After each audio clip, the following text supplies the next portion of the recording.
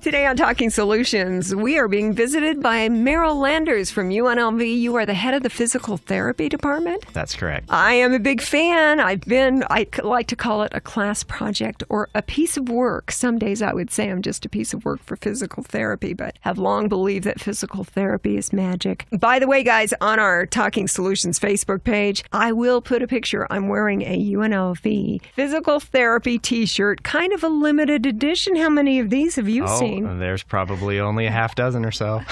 I got one of them. It really does belong to me, and I'm proud to wear it. We are so glad to have you in today. I know, Merrill, that you've got something coming up, like a study with the physical therapy department here at UNLV, and it's got to do with another topic that I have an extreme interest in, Parkinson's disease. Yeah, this is a project that has kind of been formulating for many, many years. I've been doing Parkinson's research for about 15 years now, and this study's, I guess you could say, a culminating effort, a buildup of all of those other studies. The study is actually ongoing right now, and it is National Institute of Health funded through the National Institute of General Medical Sciences, and it is a project for people with Parkinson's disease, and it's an exercise trial. I know sometimes when people hear Parkinson's disease, they think of the most visible face, Michael J. Fox, and has been for years. And I wish him only blessings. But I also think that he has, through whatever combination of practices, drugs, hopefully exercise, and good habits, maybe has landed with a course of the disease that is not as severe as what I've witnessed. I mentioned to you before we started the show that I just lost my dad about 6 months ago to Parkinson's. I've seen it up close, and this is a cruel disease. It sure is, and the real cruel thing about Parkinson's disease is that it's progressive. It does progress faster for some people than it does for others, and some people do get a more severe form of it. But the sad thing about Parkinson's disease is that it is a neurodegenerative disease that progresses, and so finding things that can slow the progression or prevent some of the progression, that's kind of the focus of my research. And they say in the Parkinson's world, that is kind of the holy grail of Parkinson's research, and we call that neuroprotection. That is protecting neurons from further damage or insult. So finding therapies that can prevent or slow the progression of the diseases, outside of finding the cure, it's one of the big things in Parkinson's research. So that's kind of where my area of focus is. That makes tremendous sense to me, because if you can't cure the disease, if you could just help me slow it down or stop it, that would be just terrific. That's right. If we could also decrease the progression of the disease, people can live a longer life free from the troubling consequences of the disease, especially the latter stage disease things where you have swallowing problems and falling problems and things like that. So these therapies that we're trying to find something that can slow the progression are really, really important. And we think that we're onto something with exercise. And I can tell you that I have done animal studies. I've done a few studies with rats that we give them experimental Parkinson's disease, I guess you'd say. We use a toxin to cause it. Also, I've done human trials, and both of those studies were done with exercise as a potential neuroprotective agent in the disease, meaning that exercise can slow the disease. And if you look at the body of evidence in the rodent literature and the primate literature on Parkinson's disease, we can absolutely slow the disease. I believe that exercise is helpful in almost every situation. As Americans in general, we don't move enough, which causes all kinds of problems. But when it comes to helping to slow a disease process, that is exciting. And I think it's common sense, and you're going to be able to substantiate this with the help of some people who have already been diagnosed with Parkinson's disease. Indeed, yeah. People who have Parkinson's disease are paramount to the success of the study. We need subjects with this. But I wanted to highlight one thing with you, Terry, before we go on. We know exercise benefits a lot of things. It benefits mood, it benefits your mental health, it benefits your musculoskeletal system, your cardiovascular system. It benefits so many systems of your body. But what we're saying here is that exercise does something a little bit different in Parkinson's disease. And by the way, also the similar idea is with Alzheimer's disease, because both diseases are neurodegenerative. Both diseases have a similar disease process. They're both protein misfolding diseases. They both result from an increase in reactive oxygen species in cells in your body. That means that there's a lot of free radicals in your body. So things that can detoxify or antioxidants can help slow the disease. And the thing that we're thinking about exercise, especially in Parkinson's disease, is that it may actually slow the progression of the disease in a different way, outside of the benefits of the musculoskeletal stuff and things like that. One of the things that we know is that when you exercise, you increase enzymes in your blood that that decrease reactive oxygen species. And also, it increases a chemical called brain-derived nerve growth factor, which I refer to as fertilizer for the brain. It protects nerve cells. It helps nerve cells. It helps them to grow and to be strong. And the research to this point has demonstrated that exercise increases these antioxidant enzymes, and it also increases brain-derived nerve growth factor. So there is a really good theoretical mechanism for exercise that helps the underlying disease course even more than just the benefits that you get from regular exercise. Now, I know I was getting a little technical No, there. I like it. I'm chuckling because I'm sitting down with you doing this interview today, and we're talking with Merrill Landers, who is the chair for the physical therapy department at UNLV, and the forthcoming Parkinson's and exercise study. We'll tell you more about that in a moment. The reason why I was chuckling is because we're sitting down doing the interview, and all these exciting things you're saying about the benefits of exercise. I want to get up right now. I want to move. It makes you want to do something. Yeah, that's great. We're hoping to get that same interest from your listeners and hoping that there are people out there who have friends or family members who have Parkinson's disease. In order for these studies that I'm conducting to be successful, we need to have participants, and we need to have willing participants that can commit to the study and that can participate, and it helps them because they're getting exercise, they're getting supervised exercise, but it also helps us down the road in understanding the disease course and understanding the effects of exercise on Parkinson's disease. We'll be taking blood samples and other things like that to look at these chemicals that we're talking about and to kind of see how it helps people with Parkinson's disease. And by participating in the study, you benefit, but also the greater population of people with Parkinson's disease benefits down the road by the evidence that comes out of this. So there's a big picture thing here too. By participating in this, you help yourself, but you help others down the road and hopefully future generations of people who get the disease. I don't see a downside to this. As someone who deals with an autoimmune disease, and most people I think know that I've got MS, I did some physical therapy with the PT department there at UNLV and am eternally grateful for all the knowledge. Movement is so important, so beneficial. And Parkinson's is such a cruel disease. We mentioned Michael J. Fox. You know, Parkinson's is what has taken the voice of Linda Ronstadt. And there are people who are dealing with the effects, and it is cruel. When we talk about the kind of indicators that tell you that Parkinson's may be what someone is dealing with, I know that in the case of my father, he was noticing that his formerly beautiful handwriting was suddenly so difficult. As he tried to write a sentence, it would kind of just trail off. It's a very, very common symptom in people with Parkinson's disease. The handwriting is definitely a problem, but you see other symptoms too. You see walking problems, you see balance problems, you see slowness of movement, you see a lack of movement. Basically, people just don't move as much. They move slower, and that predisposes them to some serious consequences like falling. And falling is a leading cause of morbidity and mortality in Parkinson's disease. So that's one of my additional interests in this study, is to look into that piece of it. But you're right, it affects a lot of different aspects of motor systems, including handwriting and your voice, like you mentioned with Linda Ronstadt. It affects many systems. As people get older, as a rule, they already deal with increased falls and the fear of falling and that break a hip, which is always terrible when you are older. So there's a lot of fear of that, but when you're moving so slowly and gingerly in dealing with Parkinson's at whatever stage, you just basically play into the hands of the disease, because by not moving, it gets worse quicker, right? Terry, you should be a scientist. The way you're thinking is actually right along the same way that I am thinking. That is, with Parkinson's disease, there are 4 cardinal signs. There's bradykinesia, which is slowness of movement. There are the tremors that people typically think of.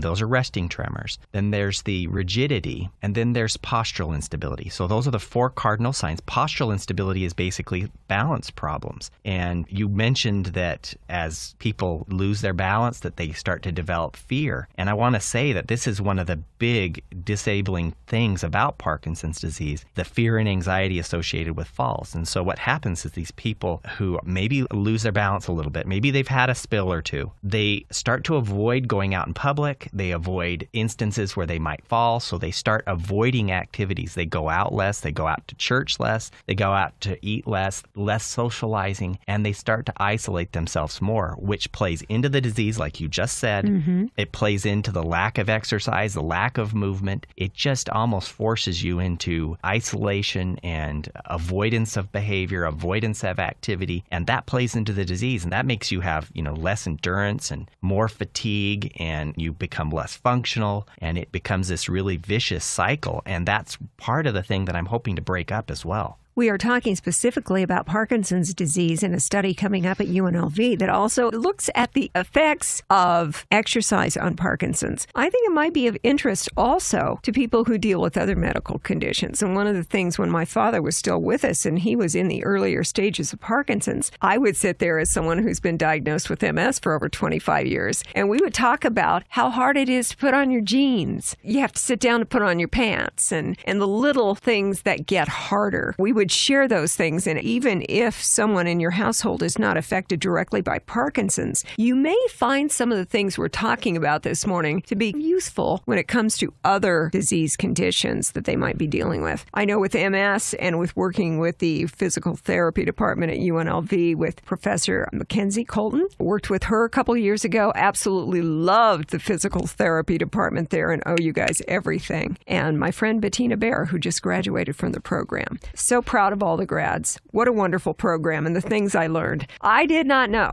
that if I feel a little unstable and I reach out to touch a chair or lean against a wall to prevent myself from falling, that in the physical therapy world, according to what Bettina has told me, that kind of counts as a fall. Just because I stopped and held up and didn't have it happen, the fact that I made that move to prevent it where otherwise it might have happened, that still counts. Yeah, you lose balance. If that wall was not there, you might have been lowered to the ground. And anytime you have a fall, falls have some pretty serious consequences. And mostly it's not just the initial fall. It might be the consequences of it afterward. So being close to a wall, it may have prevented you from hitting the ground. But if you were out and open and you hit the ground, and let's say you fracture your humerus or your femur, you might have to go in and have surgery and be in the hospital for a little while. And all the consequences of treatment thereafter can be pretty significant and severe. And so if you notice that you have some unsteadiness, this is something that needs to be addressed. And absolutely, whether you have Parkinson's disease or whether you have multiple sclerosis or you have any other disability, if you've got balance problems, that can be addressed and that can be trained. But you have to be careful too. There are limits to your abilities, and understanding what your abilities are and what you're capable of. Also being safe and getting the proper training can help. It's interesting to note, by the way, I'm speaking about Parkinson's disease right now, but of the 4 cardinal signs of Parkinson's disease, the ones that I just talked about, the bradykinesia, the slowness of movement, the resting tremors, the rigidity, and the postural instability, the only one of those that does not respond to medication is the falls, the postural instability. Medication helps the other 3 cardinal symptoms. It does not help the 4th. Studies have borne that out several times. And the only thing that's been shown to help is balance training. Which I got some of at UNLV in the physical therapy department. You wonder why I love you guys so much. I did learn right away where they were evaluating my personal medical condition. When they were looking at things, one of the things that was addressed first with me is strengthening your core, which has to do with helping your balance. It's like rule number 1, and it makes such a difference. Yeah, our balance system is pretty complex. We use our inner ear, we use our vestibular system, we use our vision,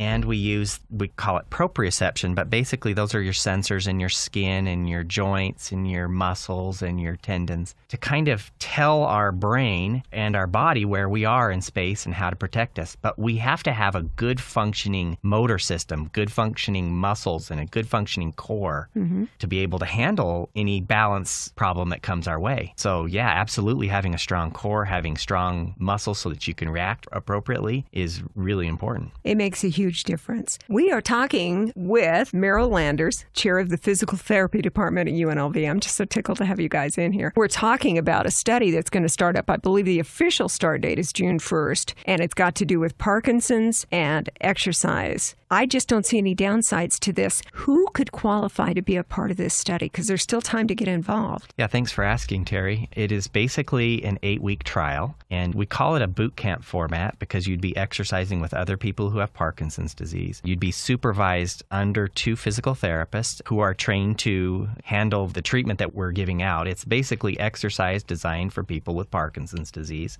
Basically, we are looking for people who are between the ages of 45 and 85 who have Parkinson's disease, who've been diagnosed by a neurologist with Parkinson's disease, who are able to walk for at least 10 minutes unassisted. So we want a certain level of ability to walk to start the study. And then we want people who are not already heavy exercisers. If you're a heavy exerciser, if you're already putting in 3 to 4 miles a day of walking or something like that, that is probably too much for our study. We want people who are needing a jump start on their exercise. And like I say, it's 8 weeks long, and we measure you before and after, and we want you to come 3 times per week. We offer it 4 times per week, but we want you to commit to at least 3 times per week. And it's about an hour and a half each time, and it's going to be held at UNLV in the actual exercise gym, the recreation facility at UNLV. So you'll be using the equipment that's there, and we'll train you on how to do it. And the idea is to kind of jumpstart your exercise, get you going on exercise, and hopefully change your life as far as exercise goes. I say this to all of the participants of my studies. When you get the diagnosis of Parkinson's disease, it is a diagnosis of exercise for the rest of your life. And I equate exercise to brushing your teeth. You can't just brush your teeth for 8 weeks and then stop. You have to continue to brush your teeth. Otherwise, you're going to develop a cavity. It makes no sense to brush your teeth only for 8 weeks. Same thing with exercise. It makes sense to exercise for 8 weeks, but you can't stop after that. And the idea is ingrain this, make it into a habit so that they continue to exercise afterward. That's pretty much the study. I'm sitting here just smiling while you say that because of my friend Bettina graduating from the physical therapy program at UNLV. So proud of her after that 3-year program. It went on for a very long time, celebrating her graduation. And I told her at lunch just the other day that my latest revelation after all of the physical therapy that has been offered to me from UNLV is that the movement, the exercises that I have been taught are not optional. This is not something that I can choose to stop. It's not an option. It's mandatory. And that's what I'm seeing from you as well. That's the light bulb that went off over my head not that long ago because I noticed that when I move, I walk so much better. Yeah, the funny thing about exercise is that some people find it pleasant and fun and they like doing it. But for most people, it's a bit of work and it's a little bit of challenge. And especially when you have something like MS or you have something like Parkinson's disease,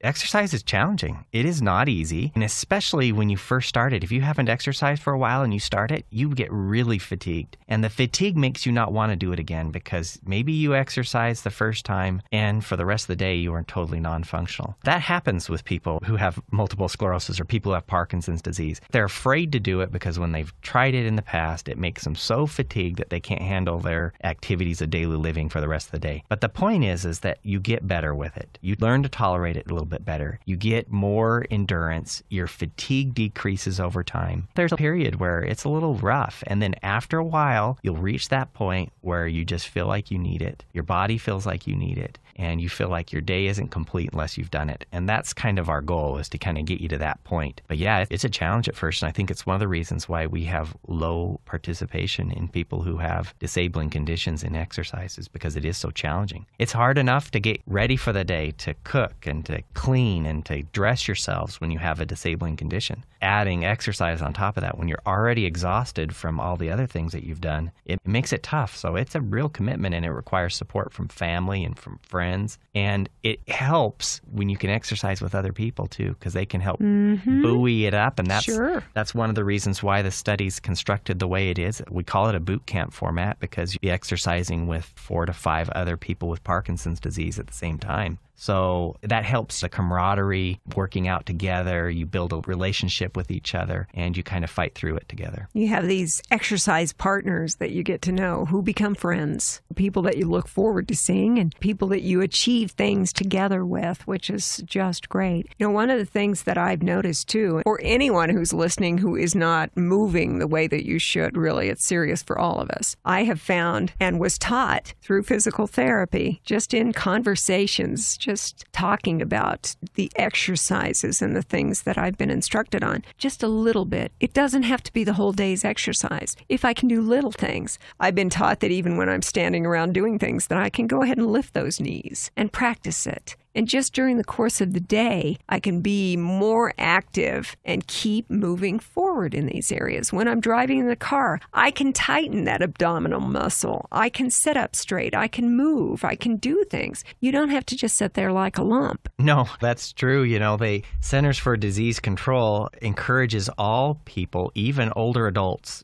even very older adults, to accumulate about 150 minutes of exercise per week. And 150 minutes of exercise, you don't have to do it all in one full swoop. 150 minutes of exercise is doable. That's not very many minutes per day if you figure it out. Of course, it would be great if you accumulated more minutes. Sure. And if you did those consecutively. But, when you have idle time, why not move? Why not do something a little bit and accumulate some extra minutes? Absolutely helps your body. And as I've said before, I've got big interest in brain health, and it benefits brain health, and that's important in the diseases that I study, but it's important for everybody. It's very important. I have this combination, I believe, heavily in nutrition, and movement is also a big deal. And that's what we're talking about today, is movement and Parkinson's disease. There's a study coming up very soon. It's starting, June 1st. They're looking for participants who would qualify for this 8-week-long boot camp where they get you moving, show you what to do. What all is involved? Could you tell me, Merrill, for a participant who has been diagnosed with Parkinson's who comes and says, I think I might like to check into that? Yeah, the exercise trial, it starts June 1st and it runs through till July 25th. And like I said, it's 3 times per week. But we do test you twice before and twice afterward. And then we do a 6-month assessment later on to see if you're still exercising on your own and to see if you've had any lifestyle changes. So even though the exercise starts on June 1st, we actually would test you probably on the Thursday and the Friday before June 1st, just to get a baseline of how you are strength-wise, your physical assessment-wise. We actually do a bone DEXA scan, so we want to see your bone quality, and we also will do some tests on your balance, and we do blood work, like I said, for those chemicals that we talked about before. And we do those assessments before, and we do them after, and we do them 6 months. The commitment basically is, the main commitment are those assessment periods and that 8-week exercise trial. And one of the things that you get out of it is those assessments will give you those reports, but you also get a heart rate monitor. You wear a heart rate monitor while you're exercising. We're scientific about your exercise, so we want your heart to beat appropriately, strongly enough, but we don't want it to beat too strongly. So we want to keep it within a certain target range, and so we do that while you're exercising. But we give you that heart rate monitor. It's about $100 value. You get to keep that and use that afterward. And then we also give you $50 for completing the trial. I know I'm forgetting something, but... Well, now, the public service announcement that I saw was talking about the evaluations, the heart rate monitor. What am I forgetting? I think that might be it, but there's the $50. If you complete the 8 weeks of exercise, we give you the $50 as well. You do get a gym membership at UNLV for the 2 months that you're there. We give you the parking passes, so That's a big deal. That's a big deal.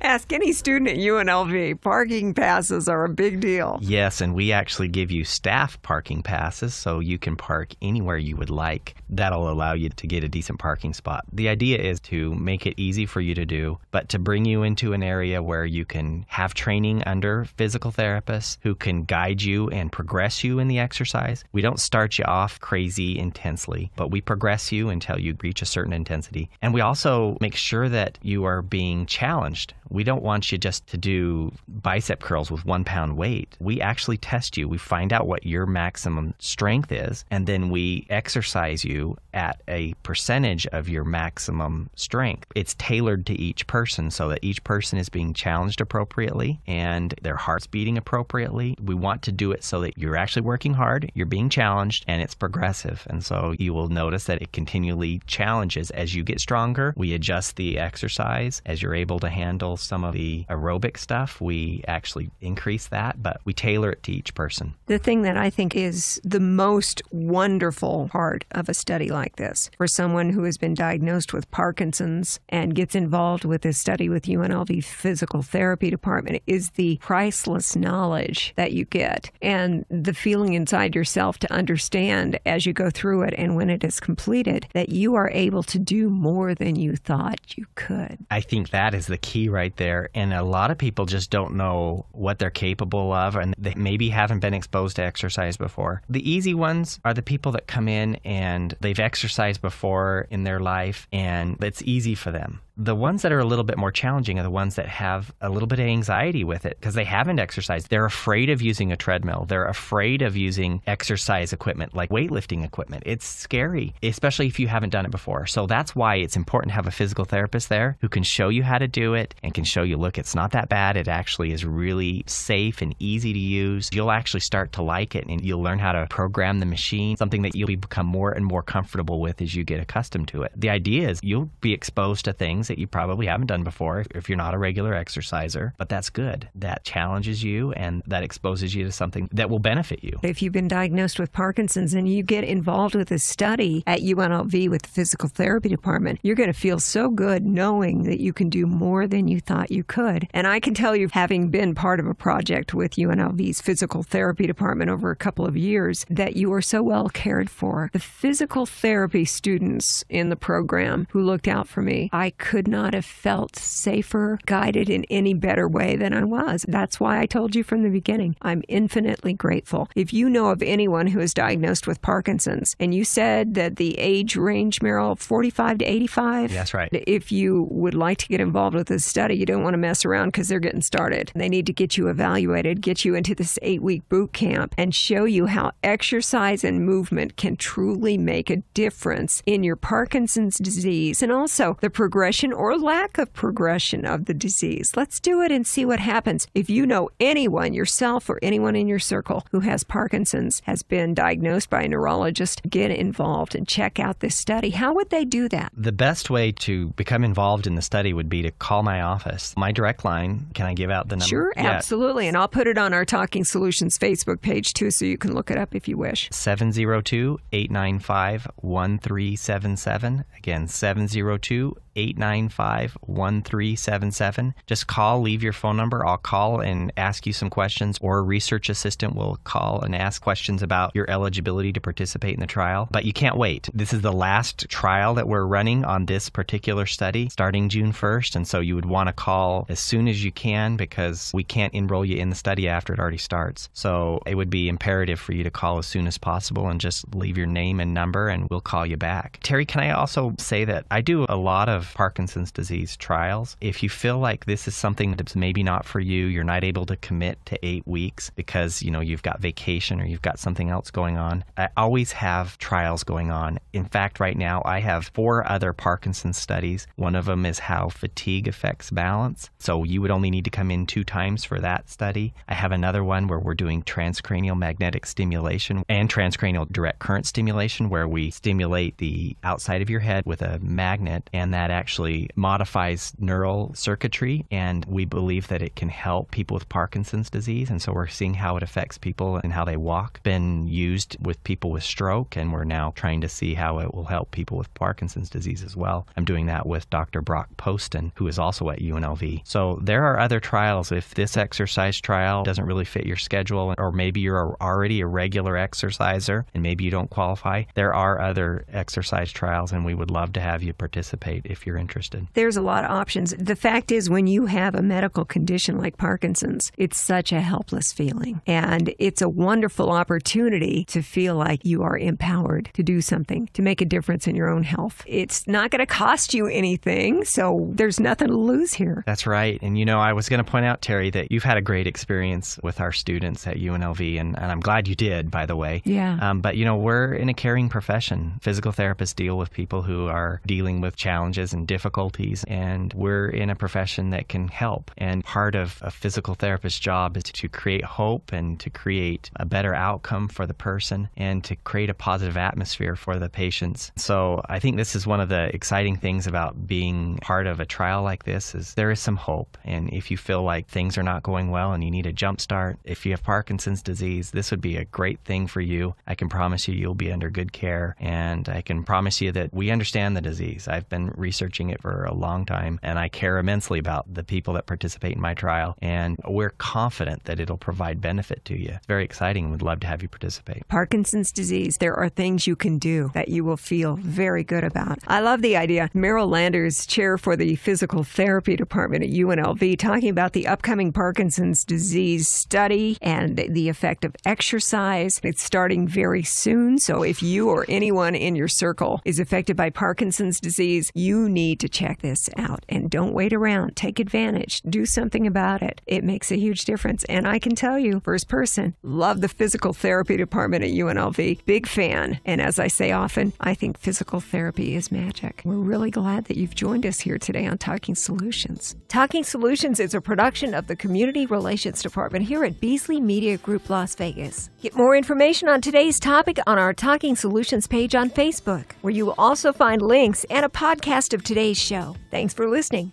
and have a great week.